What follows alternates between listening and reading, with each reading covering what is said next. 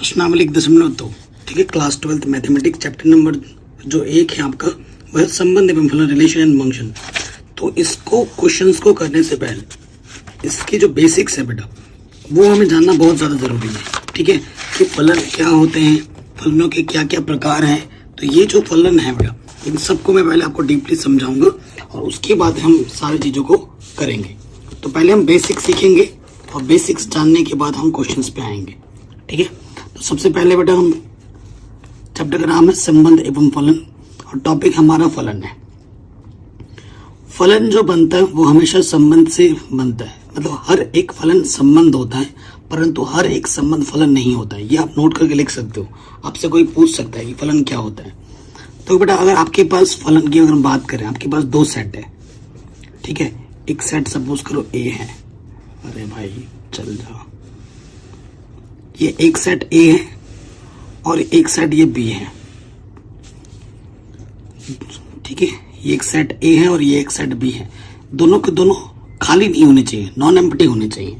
अगर आपके पास ए और बी दो सेट हैं जो कि अरिक्त समुच्चय है, नॉन एम्प्टी है, तो ए से बी में, ठीक है, इस सेट में कुछ अवयव होंगे। ठीक है, इस सेट में कुछ अवयव होंगे जो कि ए सेट से बी में जा रहा होगा और एक यूनिक संबंध होगा इनके बीच, ए से बी में। जैसे कि सपोज करो 1 मुझे क्या दे रहा है, 2 दे रहा है, 2 मुझे 4 दे रहा है, 3 मुझे 6 दे रहा है, 4 मुझे 8 दे रहा है, 5 मुझे 10 दे रहा है और यहाँ पर कुछ और भी पद हैं। ठीक है, सो देखो इसमें एक यूनिक संबंध होता है। यूनिक का मतलब समझते हो, अगर ए से बी में जाओगे ना तो हमेशा एक संबंध मिलेगा। बिना संबंध के कभी फलन बनता ही नहीं है। अगर इसकी बात करूं तो अगर मैं मान लूँ एफ एक्स बराबर क्या है ना, ये एक्स के एलिमेंट है, ये वाई के एलिमेंट होता है, जानते हैं। तो आपको दिख रहा होगा ये किसके बराबर है बेटा, 2x के बराबर है। अगर मैंने यहाँ 1 रखा तो मुझे यहाँ 2 मिला, यहाँ 2 रखा तो मुझे 4 मिला। तो हमेशा फलन जो होगा, आपके पास दो नॉन एम्प्टी सेट होंगे, एक ए होगा एक बी होगा। ए से बी में एक यूनिक संबंध होगा। उसी संबंध के अनुरूप इसे क्या बोला जाता है, इसे बोला जाता है एलिमेंट, चित्रण। और ये आपका क्या होता है, प्रतिचित्रण। ठीक है, ये जो अवयव है ना बेटा, अवयव, ठीक है, इसे चित्रण बोलते हैं। और ये आपका, ठीक है, इमेज होता है। मतलब 1 रखने पे जो 2 मिला, 2 रखने पे मुझे 3 मिला, इसे हम क्या बोलते हैं, इमेज बोलते हैं। ठीक है, सो ए से बी में हमेशा एक संबंध होता है उसके, और ये संबंध जो होता है वो यूनिक होता है। ये चीज हमें ध्यान में रखनी है।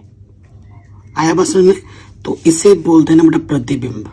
ये जो हमें अवयव मिला, 1 रखने पे मुझे 2 मिला, ठीक है, 2 रखने पे मुझे 4 मिला, तो F1 अगर प्रॉपर वे में लिखा जाए तो F1 मेरे को क्या दे रहा, 2। तो ये जो 1 है वो अवयव है, ये जो 2 है वो प्रतिबिंब है। ठीक है, तो ये चीज आई। और हमेशा एक यूनिक संबंध होता है। बिना संबंध के आप फलन नहीं बना पाएंगे, बिना संबंध के आप फलन नहीं बनाएंगे। अब मैं आपको एक नोट लिखवा रहा हूं, नोट ध्यान रखिएगा। 2 चित्र बनाऊंगा मैं आपको। ठीक है, एक चित्र आपका फलन होगा और एक चित्र आपका फलन नहीं होगा। ठीक है बेटा, इसे मान लेते हैं ये ए और इसे मान लेते हैं बी। बेसिक समझा रहा हूं मैं आपको पहले। जैसे सपोज करो यहाँ लिख दिया 1 2 3 4, 1 2 3 4, इधर भी कुछ ऐसे ही लिख दिया। ठीक है, सो 2 ने मुझे 1 दिया, 3 ने भी मुझे 1 दिया और 4 ने मुझे 3 दिया। और यहाँ लिख देता हूँ मैं 1 2 3 और यहाँ लिख देता हूँ ए बी सी। तो यहाँ 1 ने मुझे ए दिया, 1 ने मुझे बी दिया और 3 ने मुझे सी दिया। इनमें से एक फलन है और एक फलन नहीं है। देखो, अगर मैं अपनी आम भाषा में बात करूँ, सिंपल लैंग्वेज में, तो मैं इसे क्या बोलता हूँ ना बेटा, सिंपल लैंग्वेज में इनपुट बोलता हूँ और इसे मैं बोलता हूँ आउटपुट। ये किताबी भाषा से थोड़ा अलग है। ठीक है, किताबी भाषा से अलग समझने के लिए, अपने आप को समझाने के लिए। जो इनपुट है और ये आउटपुट है, ये कुछ रखा तब हमें कुछ मिला, तो जो रखा उसे इनपुट बोल रहा हूँ, जो मुझे मिला वो मेरा आउटपुट है। ठीक है, तो नोट में क्या है, देखो समझाने के लिए मैं चित्र की सहायता से ज्यादा आप में बेहतर समझा पाता हूँ। क्या होता है ना कि 2 इनपुट सेम आउटपुट दे सकते हैं, 2 इनपुट सेम आउटपुट दे सकते हैं, लेकिन एक ही इनपुट 2 अलग अलग आउटपुट, 1 मुझे ए भी दे रहा है, ठीक है, और 1 मुझे बी भी दे रहा है। ये संभव नहीं होता फलन में। दो इनपुट या दो से ज्यादा इनपुट मुझे एक आउटपुट दे सकते हैं, ये फलन है, परंतु एक ही इनपुट दो अलग अलग आउटपुट दे रहा है, ए भी दे रहा है बी भी दे रहा है, ये असंभव है, तो ये फलन नहीं हुआ। ठीक है, मतलब एक ही इनपुट दो या दो से ज्यादा आउटपुट नहीं दे सकता कभी भी, तो फलन होगा ही नहीं, सीधी सी बात है। ठीक है, सो बेटा समझ गए फलन क्या होता है। फलन में क्या होगा, आपके पास दो सेट होंगे जो कि अरिक्त समुच्चय होंगे। ए सेट से बी सेट में एक संबंध जा रहा होगा और वो संबंध यूनिक होगा, बिना संबंध के फलन बनेगा ही नहीं। ठीक है, ये अवयव होते हैं और ये प्रतिबिंब होते हैं हमारे। ठीक है, फलन क्या होता है, फलन क्या नहीं होता, उसका मैंने आपको एक चीज समझा दी है बेसिक्स में। अब हम बात करेंगे प्रांत सहप्रांत परिसर के बारे में। जो कॉन्सेप्ट बेटा आपने इस संबंध में पढ़ा था ना, वही डिक्टो कॉन्सेप्ट आपका यहाँ पर फलन में भी आ जाता है। इसमें कोई दूसरा चीज नहीं है। ठीक है, मैं अगर आपको समझाऊं, ये है आपका ए से बी फलन है। ठीक है, सो यहाँ पर सपोज करो, यहाँ ए बी सी डी, यहाँ है 1 2 3 4 5 6। 1 ने मुझे ये दिया, 2 ने मुझे, ए ने बी ने मुझे 2 दिया, सी ने मुझे ये दिया, डी ने मुझे ये दिया। ठीक है, सो जो इनपुट रखा हमने ए बी सी डी, ठीक है, ये जो इनपुट है, ये इनपुट का जो कलेक्शन है, ठीक है, ये मेरा क्या होगा बेटा, प्रांत होगा। क्या होगा, प्रांत। प्रांत को अंग्रेजी में क्या बोलते हैं बेटा, डोमेन। तो ये मेरा डोमेन होगा, इसको लिख सकते हैं ऐसे, ए बी सी डी। जो इनपुट रखने में मुझे जो आउटपुट मिला 1 2 4 6, ठीक है, सो ये जो 1 2 4 6 है ना, सो तो मैं इसे हम क्या बोलते हैं, परिसर बोलते हैं। परिसर, परिसर को अंग्रेजी में बोलते हैं रेंज। क्या बोलते हैं, रेंज बोलते हैं। और रेंज हमारे पास क्या हो जाएगा, 1 2 4 एंड 6। ठीक है, और सह प्रांत क्या होता है, ये जो पूरा का पूरा सेट बी है ना, ये पूरा का पूरा सेट जो बी है वो सह प्रांत होता है। सह प्रांत को अंग्रेजी में बोलते हैं कोडोमेन। ठीक है, कोडोमेन हमारे पास क्या हो जाएगा, 1 2 3 4 5 6। आगे बढ़े समझ में। और क्वेश्चन तो आए, देख ही ले चुके हैं, पहले भी इस टाइप के क्वेश्चन हम कर चुके हैं। ठीक है, तो यही चीज होती है। अब हम विभिन्न प्रकार के फलन के बारे में पूछेंगे, और फलन के प्रकार पर आधारित प्रश्न आपके एग्जाम में आते ही आते हैं, हर बार आते हैं। सबसे पहला प्रकार है एकाकी फलन। एकाकी को अंग्रेजी में 1-1 मैपिंग बोलते हैं। क्या बोलते हैं बेटा, मैपिंग। मैपिंग मतलब फलन। ठीक है, अब देखो फलन को प्रदर्शित करने का तरीका क्या है वो भी थोड़ा मैं बताता हूँ। प्रेजेंटेशन कैसे लिखा जाता है, यहाँ पर एफ है ना, सो बेटा एफ जो होता है ना, एक मैपिंग होती है। ठीक है, मैपिंग का मतलब एक संबंध होता है। ये जैसे एफ एक्स बराबर यहाँ 2x था ना, तो एक मैपिंग होती है जो ए से बी में जा रही होती है। ये इस तरीके से लिखा जाता है। अगर फलन ए से बी में हो रहा है ना, तो कैसे लिखोगे आप, ऐसे लिखेंगे, ए से बी में जा रहा है, एक फलन है, एक मैपिंग है। इस मैपिंग छुपा हो, इसका मैपिंग का मतलब है एक संबंध छुपा हुआ है इस मैपिंग में, जो जिस संबंध से ए से बी में अवयव आपस में जुड़े हुए हैं। ठीक है बेटा, वो क्वेश्चन जब करेंगे तो क्वेश्चन से और समझ में आएगा। ठीक है, अभी कॉन्सेप्ट समझने। अब है विभिन्न प्रकार के फलन में पहला फलन है एकाकी फलन। ठीक है, एकाकी फलन को मैं समझाता हूँ, बहुत ही शानदार चीज है। ठीक है, एकाकी फलन क्या है, सो देखो बेटा, यहाँ पर मेरा ए है एक सेट, और यहाँ पर मेरा बी है। ठीक है, फलन है, फलन है। देखो, एक इनपुट एक आउटपुट जब देता है तो उसे एकाकी फलन कहेंगे, 1-1 मैपिंग कहेंगे।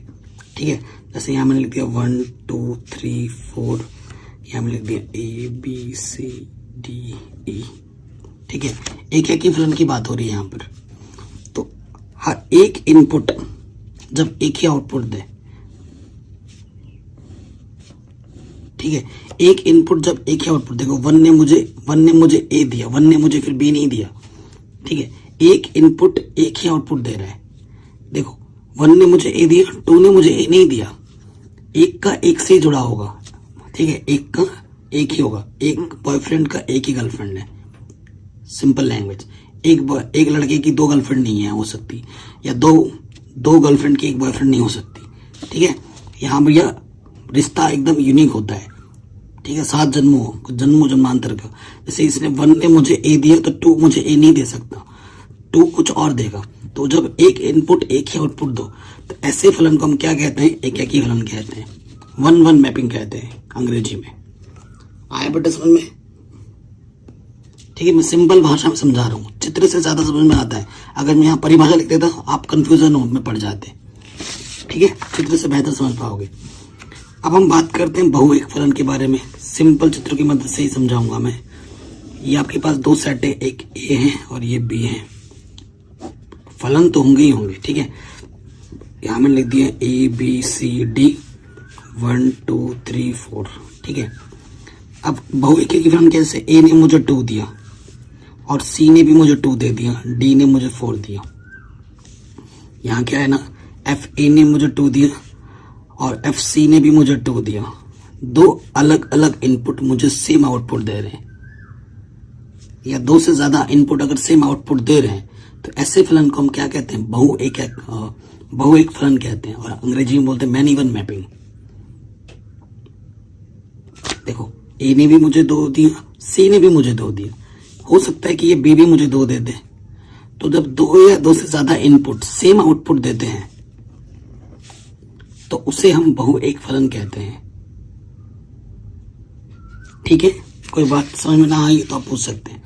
अब आच्छादक फलन की बात करते हैं। ये जो एकाकी फलन और आच्छादक फलन ये एग्जाम में आते हैं, ठीक है। अब देखो हम बात करेंगे आच्छादक फलन, जिसे अंग्रेजी में बोलते हैं onto mapping. Onto mapping क्या होता है? ऑन टू मैपिंग बहुत ही इंपॉर्टेंट है, ये मोस्ट इंपॉर्टेंट। बच्चे कंफ्यूजन में पड़ जाते हैं। इसे भी में एक फलन है। अब देखो बेटा यहाँ पर क्या है ना, 1 2 3 4, यहाँ पर है A B C D E F. तो देखो ये आपका चित्रण होता है, ये आपका क्या है, प्रतिबिंब है। तो इसमें क्या होना चाहिए ना कि हर एक यहाँ पर जो बी सेट के जितने भी एलिमेंट है, यहाँ पर जितने भी एलिमेंट बैठे हैं ना, इन सब की प्री इमेज, अंग्रेजी में बोल रहा हूँ बेटा, समझ लेना, आसान भाषा होती है समझने के लिए। प्री इमेज बोलते हैं। ये इमेज है और ये बेटा इसकी प्री इमेज। ये क्या है, प्री इमेज, और ये क्या है, इमेज। ये क्या है बेटा, इमेज, और इसे हम बोलते हैं प्री इमेज। अगर यहां से देखेंगे इधर से, हर एक एलिमेंट का अगर प्री इमेज मतलब जुड़ा हुआ है, ठीक है, इधर खाली है से कोई मतलब नहीं है। जितने भी तत्व हैं यहाँ पर, जितने भी एलिमेंट हैं यहाँ बी सेट में, हर एक जुड़ा हुआ, हर एक का प्री इमेज होना हुआ चाहिए, इधर जुड़ा हुआ होना चाहिए। अगर एक भी छूट गया तो वो आच्छादक नहीं होगा। आई बस में जितने भी पद हैं, जितने भी एलिमेंट है, सबके अटैच होने चाहिए इधर, ठीक है। सबके यहाँ पर प्री इमेज मिलने चाहिए। जैसे डी 4 किससे संबंधित है, डी से। 3 किससे संबंधित है, सी से। 2 डी बी से, 1 ए से। जरूरी नहीं कि अकेला हो। जैसे 2 बी से संबंधित है तो 2 सी से भी संबंधित हो सकता है, वो कोई बड़ी बात नहीं है। मेन पॉइंट ये है कि जितने भी तत्व यहाँ पर मौजूद है, इन सभी तत्व की अटैचमेंट इधर किसी न किसी तत्व से होनी चाहिए। अगर होगा तभी जाके वो आच्छादक होगा। अगर कोई भी छूट जाता है तो आच्छादक नहीं होगा, ठीक है। तो उसी पर आधारित, जैसे अब अंताक्षेपी फलन, जिसे अंग्रेजी में बोलते हैं इनटू मैपिंग। ये क्या होता है देखो बेटा, ये बहुत ही शानदार है, ठीक है। जैसे यहाँ लिख दिया मैंने ए बी सी डी ई 1 2 3 4 5, ठीक है। जैसे ए मुझे 1 दे रहा है, ठीक है, और बी 3 ने मुझे बी दिया, यहाँ से 4 भी मुझे ए दे रहा है, 5 मुझे डी दे रहा है, 2 मुझे सी दे रहा है, ठीक है। बेचारा अकेला ये वाला छूट गया। देखो डी का भी अटैचमेंट है यहाँ पर, फलन है ना ये, डी का अटैचमेंट 5 है, ठीक है। डी की प्री इमेज 5 है, सी की प्री इमेज 2 है, बी की प्री इमेज 3 है, और ए की प्री इमेज 1 है। ओके बेटा, लेकिन सिर्फ और सिर्फ ई छूट गया, एक जब छूट जाता, सिर्फ एक जब छूटेगा, ये नहीं कि बहुत सारे छूट गए, बहुत सारे से मतलब नहीं, सिर्फ जब सभी के प्री इमेज मिल चुकी है, सभी के, सिर्फ इकलौता जब एक एलिमेंट छूट जाता है, जब सिर्फ एक छूटेगा, ठीक है, इकलौता छूट गया, तो ऐसे फलन को हम अंतःछेपी फलन बोलते हैं, इनटू मैपिंग। मतलब सबकी प्री इमेज मिलेगी, बस एक एलिमेंट का नहीं मिलेगा, ठीक है। मतलब हजारों तत्व हैं इसके अंदर, हजारों का हो गया, लेकिन एक का छूट गया, तो उसे हम इनटू मैपिंग बोलेंगे, ठीक है। ऑन टू होगा, अगर इधर हजारों तत्व है तो हजारों के प्री इमेज यहाँ पर होने चाहिए, अगर किसी भी का छूट जाएगा तो वो ऑन टू मैपिंग नहीं होगा। आई बात समझ में बेटा, कॉन्सेप्ट आया समझ में? ओके, अब हम बात करेंगे 1-1 इनटू मैपिंग। देखो बहुत ही सिंपल सा कॉन्सेप्ट है, नाम से ही पता चलेगा। 1-1 इनटू, इनटू का मतलब एक का नहीं मिलता है, जब एक का प्री इमेज जब नहीं मिलेगा, ये ए है ये बी है, और 1-1 का मतलब एक चीज एक ही आउटपुट देता है, 1 2 3 4 5 है ना, ये 6 और ये ए बी सी डी ई, ठीक है। कितने पद हैं यहाँ पर?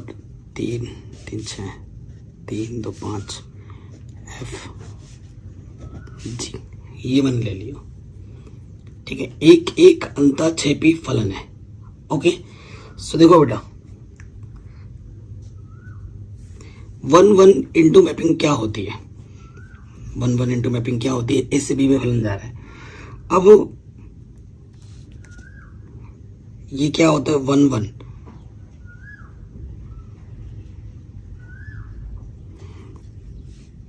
एक इनपुट एक ही आउटपुट देगा, जैसे 2 ने बी दिया, 3 ने मुझे सी दिया, ठीक है। और एक एक ही फलन है, एक एक, देखो 1-1 बोला है, ठीक है। तो 4 ने मुझे डी दिया एंड 5 ने मुझे ई दिया और 6 ने मुझे एफ दिया। एक ही फलन का मतलब क्या होता है?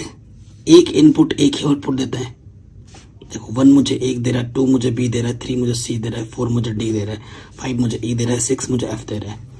बेचारा ये वाला छूट गया और यहाँ पर कोई एलिमेंट है ही नहीं, ठीक है। तो ऐसे को हम क्या बोलेंगे? एक ही फलन भी है, ये सब एक इनपुट एक ही आउटपुट दे रहा है, साथ ही साथ सभी की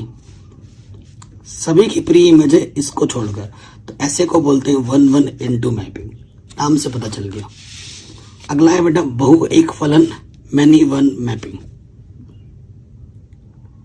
ठीक है। बहु एक फलन क्या होता है? सो बहु एक फलन का मतलब है बेटा कि एक से ज्यादा जब, ठीक है। देखो यहाँ पर मैं आपको समझा रहा हूँ, छोटा सा एग्जांपल लूंगा, ज्यादा बड़ा नहीं। ये ए है, ये बी है, और यहाँ इनके बीच में फलन लग रहा है, जैसे यहाँ मैंने लिख दिया 1 2 3 और यहाँ मैंने लिख दिया x y z। तो बहु एक फलन का मतलब क्या होता है बेटा? मान लेते हैं कि 1 मुझे x दे रहा है और 2 भी मुझे x दे रहा है और 3 मुझे z दे रहा है, ठीक है। मैनी 1 ने मुझे x दिया, 2 ने मुझे x दिया, ठीक है, और 3 ने मुझे z दिया, सबका अटैच है। लेकिन यहाँ पर मैंने 1 क्या लिखा है? मैंने ऑन टू लिख दिया है। अच्छा ऑन टू लिख दिया है ना मैंने,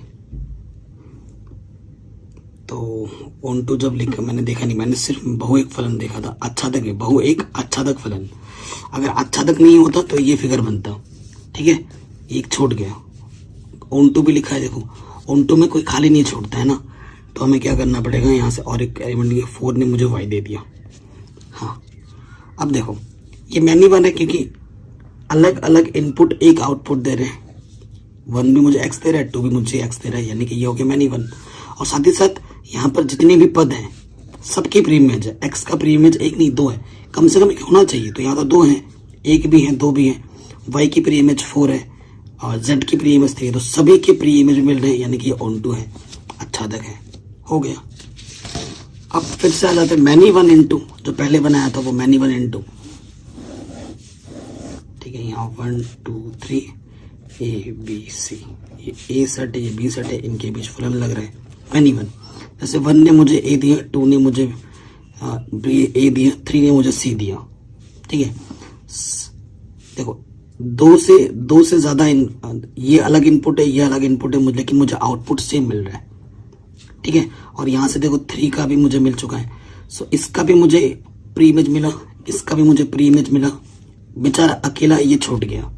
तो ये मैनी वन तो हो गया, यहीं से दिख रहा है मैनी वन, N2 भी हो गया क्योंकि सबका मिला, बस B का छूट गया।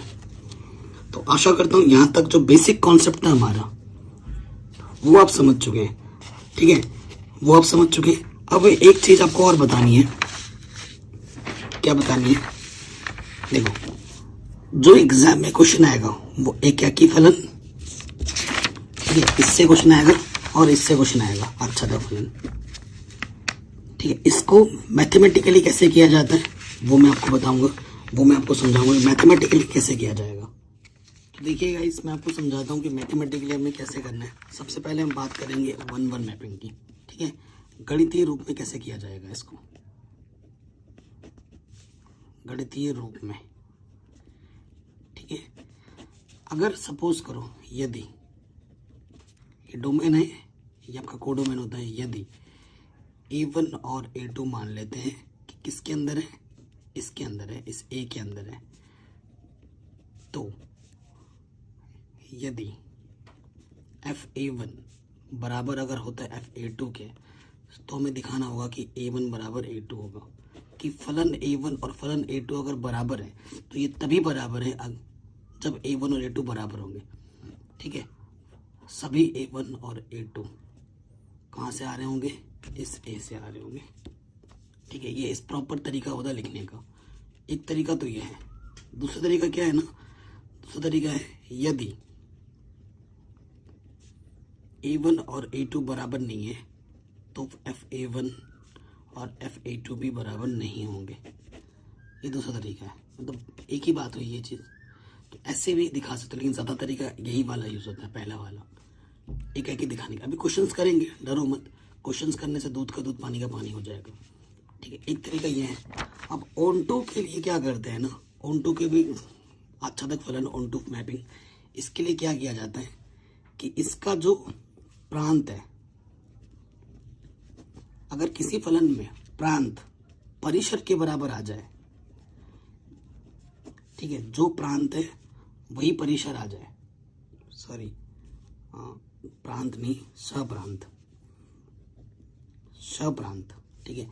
अगर सप्रांत परिसर के बराबर आ जाए, देखो जो आपका 1 2 3 4 है, ठीक है, यहाँ पर ये इसके क्या है, सप्रांत है, इसके अंदर इतने ही तत्व हैं, और 1 2 3 4 ही आपका क्या है बेटा, ये रेंज है, ठीक है, परिसर है। तो जब कोडोमेन, अंग्रेजी में लिख देता हूँ, जब कोडोमेन किसके बराबर आ जाता है, रेंज के बराबर आ जाता है, तो ऐसे फलन हमारे क्या कहलाते हैं, आच्छादक फलन कहलाते हैं। यानी कि किसी क्वेश्चन में अगर आपको बोले कि आच्छादक फलन दिखाओ, तो आपको बस ये दिखा देना हो किसी तरीके से कि भैया इसका जो सहप्रांत है और परिसर है वो आपस में बराबर है, यानी कि जो कोडोमेन है और जो रेंज है वो आपस में बराबर है, अर्थात भैया इसको हम ऐसे प्रूव करेंगे। अब क्वेश्चंस करेंगे एक्सरसाइज 1.2, तो आपको और अच्छे से क्लियर हो जाएगा। तो बच्चों, अब हम प्रश्नावली 10.2 को स्टार्ट कर रहे हैं, ठीक है। सो हर चीज को करेंगे डिटेल में। आपसे रिक्वेस्ट है कि बेटा समझना है, थोड़ा दिमाग लगाना है। वैसे क्वेश्चन बहुत आसान है, बट थोड़ा थिंकिंग पावर लगानी पड़ेगी, हमें सोचना पड़ेगा क्वेश्चन क्या कह रहा है। पहला वाला क्वेश्चन बहुत ज्यादा इंपॉर्टेंट है, ठीक है, आपको मैं साथ ही साथ इंपॉर्टेंट क्वेश्चन भी बताता हुआ चलूंगा, ठीक है। सो स्टार्ट करते पहले क्वेश्चन से। क्वेश्चन क्या बोल रहे हैं, सिद्ध कीजिए कि जो फंक्शन x है 1/x द्वारा परिभाषित फलन, ठीक है, जो फलन है वो r स्टार से r स्टार में जाता है, एकाकी तथा, स्टार का मतलब क्या वो मैं भी बता दूं, एकाकी तथा आच्छादक है। वही पहले वाले में हमें ये सिद्ध करना है कि एकाकी भी होगा और आच्छादक भी होगा, सिद्ध करना है। जब भी आपको सिद्ध करना होता है ना, बाय लैंग्वेज सिद्ध करना होता है, ठीक है। और जब किसी चीज को मना करना होता है, भाई उदाहरण देके मना करना होता है, ठीक है। भाई क्यों मना कर रहे हैं, रीजन के साथ। जहां आर स्टार सभी ऋणोत्तर वास्तविक संख्याओं का समुच्चय है, ये जो आर स्टार है ना, सभी ऋणोत्तर, मतलब आपको ऋण वाले लेने हैं, सभी ऋणोत्तर वास्तविक संख्याओं का समुच्चय है।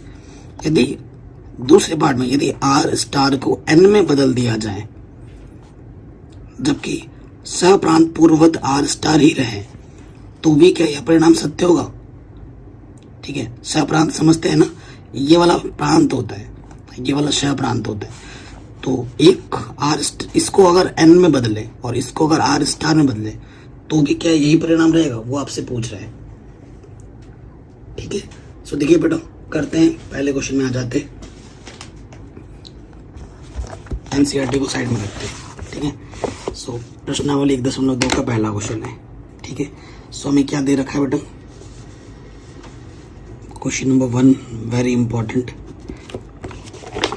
हमें दे रखा है फलन। तो ऐसे लिखेंगे कैसे बेटा, दिया है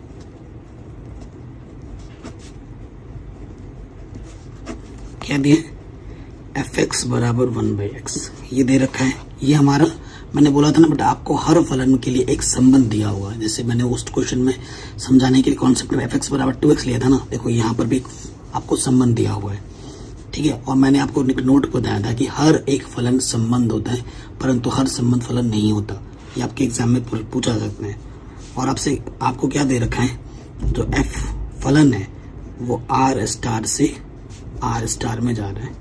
ये आपका क्या होता है बेटा, मैं लिख भी देता हूँ, अच्छा क्या पता भूल जाए, ये आपका प्रांत होता है। और ये वाला आपका क्या होता है बेटा, श प्रांत होता है। डोमेन, कोडोमेन, ठीक है, अंग्रेजी में बोलते हैं।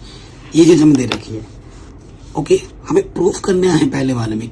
आंसर में पहले ही बोल, एकाकी भी है और आच्छादक भी है।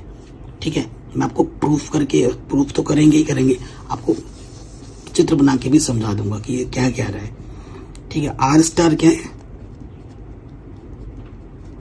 जहां आर स्टार सभी ऋणोत्तर वास्तविक संख्याओं का समुच्चय है। आर स्टार सभी ऋणोत्तर वास्तविक संख्याओं का समुच्चय है। वास्तविक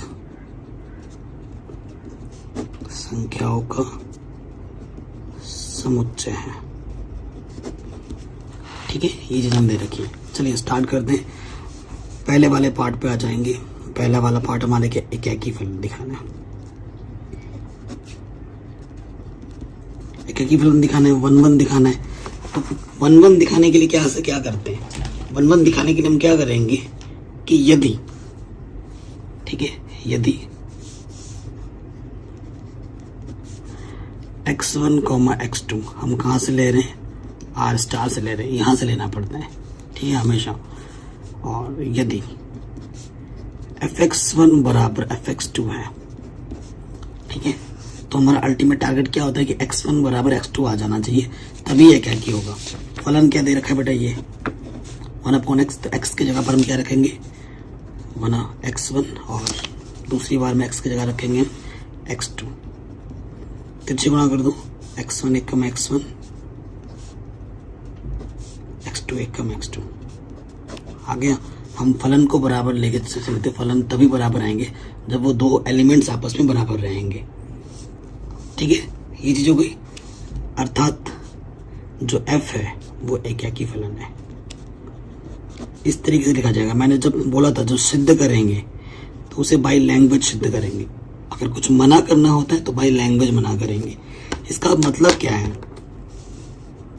ठीक है, इसका मतलब क्या है, देखो बेटा मैं आपको समझा भी देता हूँ चित्र की मदद से, कॉन्सेप्ट भी क्लियर होना चाहिए। ठीक है, वैसे जनरली हम क्या बोलते हैं ना इस वाले को, क्योंकि ए बी तो हमें दिया नहीं है, वैसे जनरली हम इसको x बोलते हैं और इसको y बोलते हैं, और इसमें हमें फलन दे रखा है। fx को जनरली y बोला जाता है, नोट कर लेना कि जो fx होगा ना उसे जनरली क्या बोला जाता है बेटा, y बोला जाता है। तो y मेरे पास किसके बराबर है, 1/x के बराबर है। ठीक है, 1/x के बराबर है। ओके, सो यहाँ क्या बोला जा रहा है, आर स्टार सभी ऋणोत्तर वास्तविक संख्याओं का समुच्चय, मतलब नेगेटिव वाला ही लेना है। अगर सपोज करो -1 रखता हूँ मैं x की जगह पर, x की जगह पर मैंने -1 रखा, तो -1 किससे संबंधित होता, -1 से। आर, और एक चीज ये है, ये आर स्टार है और ये भी आर स्टार, जो बोलेगा वही एलिमेंट ही होना चाहिए, आउटसाइड एलिमेंट नहीं होना चाहिए, ध्यान रखना है। अगर मैं यहाँ पर -2 रखता हूँ x की जगह पर, तो यहाँ क्या हो जाता, -1/2। ये भी आर स्टार का मेंबर है, ये भी आर स्टार का मेंबर है। अगर मैं यहाँ पर माइनस के वास्तविक संख्या में परिमेय और अपरिमेय दोनों आते हैं, ध्यान रखना, √3 रखता माइनस की, तो ये मुझे क्या देता, -1/√3 देता ना। सो एक चीज, एक इनपुट एक ही आउटपुट दे रहे हैं, एक इनपुट एक ही आउटपुट दे रहे हैं, तो ऐसे संबंध क्या होते हैं, एक ही फलन होते हैं। वही तो हमने यहाँ पर सिद्ध किया, ठीक है, वही हमने सिद्ध किया। अब आप खुद देख रहे हो, देखो अब हमें क्या दिखाना है बेटा, आच्छादक दिखाना है। नेक्स्ट लाइन में क्या दिखाना है, आच्छादक फलन, यही दिखाना है ना बेटा, हमें आच्छादक फलन दिखाना है। अब आच्छादक फलन क्या होता है, मैंने अभी अब क्या बोला था, ऑन-टू फलन क्या होता है, हर एक इनपुट का, देखो हर एक, ये इनपुट या आउटपुट है, हर एक इमेज की, इसे इमेज बोलते हैं ना, हर एक इमेज की प्री इमेज मिलनी चाहिए। मिल रहा है, हम जो भी इनपुट रख रहे हैं उसका आउटपुट मिल रहा था, और हर एक आउटपुट का इनपुट मिल रहा है। ये 3 रखे तो तीनों का मिला, ठीक है ना, तो कोई भी खाली नहीं छूट रहा। और प्रश्न में पहले ही बोल रखा है कि आच्छादक सिद्ध करना है, हमें आंसर पहले से ही पता है, ठीक है। आच्छादक के लिए क्या करते हैं ना, आच्छादक के लिए हमारे पास थोड़ा सा लैंग्वेज, क्योंकि सिद्ध करना है। आच्छादक फलन क्या होता है, जिसका सह प्रांत और परिसर बराबर होता है, उसे हम आच्छादक फलन कहते हैं। यही हमारा कॉन्सेप्ट है। या फिर ऐसे लिख सकते हैं कि हर एक इमेज की प्री इमेज प्रांत में मिलना चाहिए, ठीक है, तभी वो फलन आच्छादक होता। जो भी वर्ड्स में बोल रहा हूँ बेटा ध्यान से सुनना। हो सकता है पहली बार जब देखे तो थोड़ा अजीब लगे, क्योंकि ये नॉर्मल है, पहली बार जब हम सुनते हैं पढ़ते तो अजीब लगता है, लेकिन अगर आप ध्यान से पढ़ोगे आपको जरूर आएगा। प्लीज एक बार में समझ में 2 बार 3 बार जरूर देखना, ठीक है। तो देखो बेटा, आच्छादक फलन के लिए क्या करते हैं, आच्छादक के लिए क्या करते हैं ना, माना fx को हम क्या मान लेते हैं, y मान लेते हैं, ठीक है। fx को हम क्या मान लेते हैं, y मान लेते हैं। तो ये y बराबर क्या हो जाएगा, 1/x। ये x इधर आ जाएगा तो x बराबर क्या हो जाएगा, 1/y। और यहाँ पर y का मान क्या नहीं होना चाहिए, 0 नहीं होना चाहिए, क्योंकि y अगर 0 हो जाएगा तो वो परिभाषित नहीं होगा, ठीक है। तो ये चित्र जरूर बना देना ऐसा, ठीक है। तो प्रश्नानुसार, क्योंकि पहले से पता है, प्रश्नानुसार प्रत्येक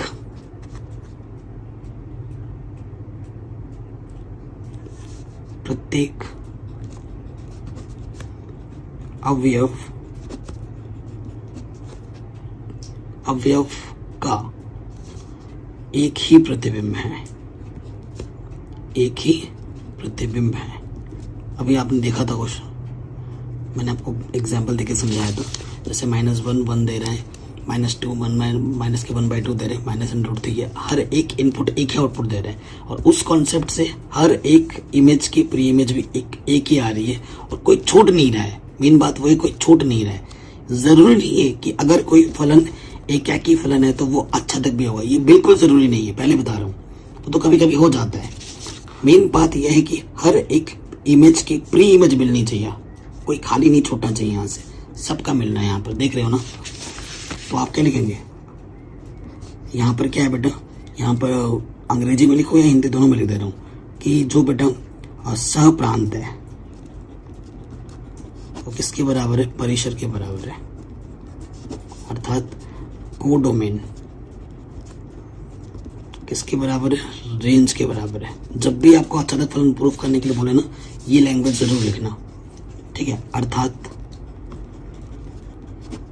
और एक लैंग्वेज लिख सकते हो कि ये क्या है बेटा, इस सह प्रांत की प्रत्येक अवयव का प्रतिचित्रण, हिंदी में मैं बोल रहा हूँ, सह प्रांत की प्रत्येक अवयव का प्रतिचित्रण प्रांत में मौजूद है, अर्थात दिया गया फलन आच्छादक फलन है। कॉपी पे लिख लो जो मैंने बोला, ठीक है। अर्थात f आच्छादक फलन है।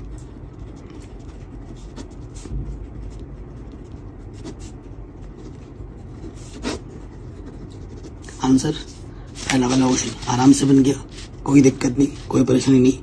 अब इस क्वेश्चन के दूसरे पार्ट में आ जाओ, सेकंड पार्ट है इस क्वेश्चन का।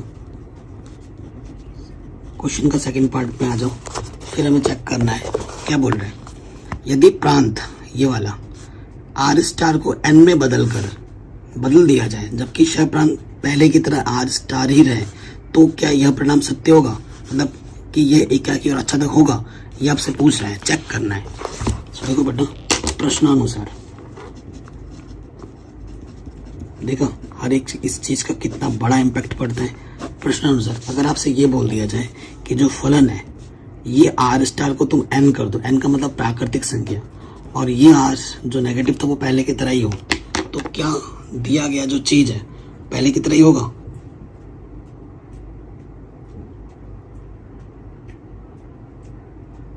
ठीक है, ये आपसे बोल रहे हैं। ठीक है, ओके। सो देखो बेटा, जहां आर स्टार सभी ऋणात्मक वास्तविक संख्याओं का समुच्चय है, ये चीज बोला है आपसे। तो अभी मैंने थोड़ा सा ना ब्रेक लिया था क्योंकि क्वेश्चन से मुझे हिंदी में लिखा हुआ ना थोड़ा अजीब सा लग रहा था। तो जब मैंने इंग्लिश की बुक में खोल के देखा ना, तो यहाँ पर नॉन जीरो लिखा हुआ है, वहां पर परफेक्ट लिखा हुआ है। हिंदी वर्ड्स थोड़े अटपटांग होते हैं। ऋणात्मक नहीं होगा, ये मिस वर्ड है यार। ऋणात्मक का मतलब यहाँ नॉन जीरो होना चाहिए, नॉन जीरो है ये, मतलब ऐसी वास्तविक संख्या लेना है जहां पर जीरो नहीं है। ठीक है, ये बोला गया है हमसे। ऋणात्मक ये वर्ड्स गलत है यहाँ पर। बाकी जो हमने किया है ये कोई गलत नहीं है, आप पॉजिटिव भी रख सकते हैं, नेगेटिव भी रख सकते हैं। ऋणात्मक संख्या में जीरो नहीं था, आर स्टार के पास जीरो नहीं था, और देखो वो हमने लिया भी नहीं था। ठीक है, ये चीज है। देखो यहाँ पर बोला भी है कि जीरो नहीं है। ओके बच्चों, सो बेटा ये चीज तो हो गई। ओके, तो ये चीज मैं देख रहा था। अब क्योंकि ये आर स्टार मुझे थोड़ा सा डिस्टर्ब कर रहा था। आर स्टार का मतलब है आर वास्तविक संख्या है जिसके पास जीरो नहीं है, बाकी सब कुछ है। ओके, सो अगर मैं आपको चित्र की मदद से समझाऊं, आपके पास एफ एक्स क्या दे रखा है बेटा? एफ एक्स दे रखा है 1/x। ये आपका x होता है, ये आपका y होता है। जो y दे रखा है 1/x दे रखा है, इनके बीच में आपका फलन है, यही बोले। देखो आपको लेना है x में जो लेना है यहाँ पर, वो आपको लेना नेचुरल नंबर, प्राकृतिक संख्या। अगर आप 1 रखोगे तो 1 आपको 1 देगा। 2 रखोगे, ठीक है, x की जगह पे 2 रखोगे, 1/2 मिलेगा। ये तो प्राकृतिक संख्या होनी चाहिए, और ये आपका आर स्टार है। ये इसमें वास्तविक संख्या हो सकती है 0 को छोड़कर। अगर यहाँ 3 रखोगे तो यहाँ 1/3 मिलेगा। ये प्राकृतिक संख्या से ये वास्तविक संख्या सही हो रहा है। एक इनपुट एक ही आउटपुट दे रहा है। ठीक है, सो क्लियर है। पहला वाला हम चेक करते हैं किसके लिए, जब सिद्ध करना हो तो बाई लैंग्वेज सिद्ध करें। हमने तो चित्र भी दिखा दिया है। एकाकी फलन, ठीक है, एकाकी फलन के लिए कैसे लिखेंगे, कैसे क्या करेंगे? हम लिखेंगे यदि x1, x2 कहाँ से लेना है बेटा? n से लेना है, यहाँ n है। ठीक है, चूंकि अगर fx1 हम किसके बराबर लेते हैं, fx2, तो हमें x1 को x2 के बराबर दिखाना होता है। तो ये fx ये इस तरीके से परिभाषित है। रखो x की जगह पर x1, तो ये 1/x1, ये हो जाएगा 1/x2। तिरछे गुणा कर देंगे, x1 एक कम x1 x2। ठीक है, और ये हर एक x1 और x2 कहाँ से आ रहे हैं बेटा? n से आने चाहिए, अर्थात फलन एकाकी है। जो सिद्ध करने वाले हैं बेटा वो लैंग्वेज से ही सिद्ध होंगे, बाई लैंग्वेज। और कोई जो मना करने वाला है विद रीजन, वो आपको मना करना है, उसमें आपको न्यूमेरिकली दिखाना है। नंबर 2 आप चेक कर रहे हैं। नंबर 2 हम क्या चेक कर रहे हैं बेटा? हाँ, हम चेक कर रहे हैं इसका एकाकी हो गया आच्छादक फलन।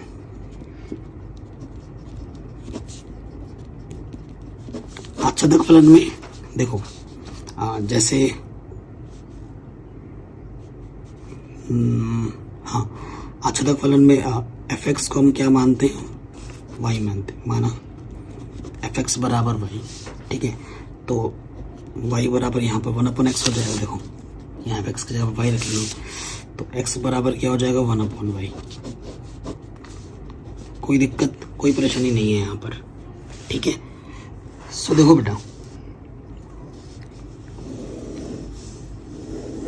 देखो अब की बार x बराबर क्या आ गया? 1/y।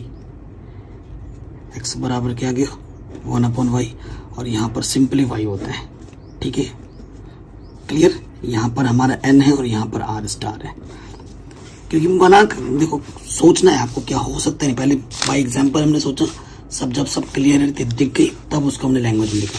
तो ये आच्छादक है कि नहीं, पहले सोचो। यहाँ पर देखो, अगर मैं y का मान 2 लेता हूँ, अगर सपोज करो मैंने y का मान 2 ले लिया, सिंपल।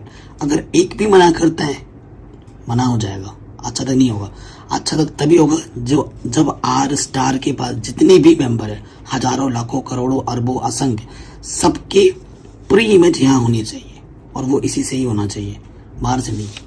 जो मेंशन किया गया उसी से ही होना चाहिए, बाहर का नहीं। तो देखो अगर मैं यदि y बराबर 2 लूंगा यहाँ पर, तो x बराबर क्या हो जाएगा 1/2। क्या 1/2 n में है? क्या 1/2 n में है? बिल्कुल नहीं है, मना हो गया। तो 2 का प्रति इमेज 1/2 होता है, जो कि n में है ही नहीं, तो ये खाली छूट गया। एक भी खाली छूट जाएगा तो बेटा वो होगा ही नहीं अच्छा तक फलन, है कि होगा ही नहीं अच्छा तक फलन। तो हम यहाँ क्या कर देंगे, यहाँ कर देंगे, ये लिख दिया हमने, ठीक है। चूंकि 2 का प्रतिचित्रण, प्रतिबिंब प्रांत में नहीं है, अर्थात जो रेंज है वो बराबर नहीं है कोडोमेन के, इसलिए f अच्छा तक फलन नहीं है।